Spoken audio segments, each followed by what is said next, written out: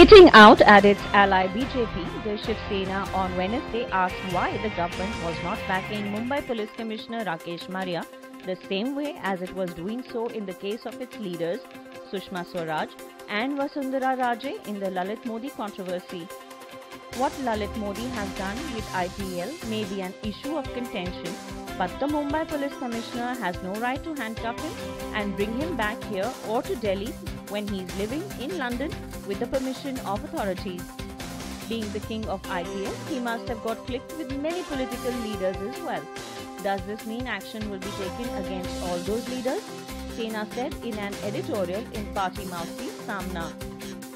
Slamming former Maharashtra Chief Minister, the Sena said, Prithvi Raj's comments had no importance then and have no importance now, as there were two parallel governments running when Congress and NCP were in power.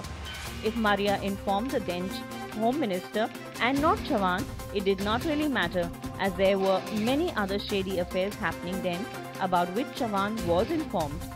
Heaping praises on Maria, Sena said he is the man behind not letting the city become a soft target for terrorists and that he should be credited for ending gang wars and hooliganism in Mumbai. Looking at all these, if aspersions are still cast on Maria's meet with Modi, it will mean making a mountain out of a molehill. The BJP has made it clear that it stands firmly behind Sushma Swaraj and Vasundhara Raje and that they will continue to remain on their posts. Then why not the same justice for a brave officer like Maria? Sena said. All sins are forgiven in politics, and officials without proper inquiry are made scapegoats, which adversely affects the state. We can only say the more one digs in the Lalit Modi issue, the bigger it will get, it added.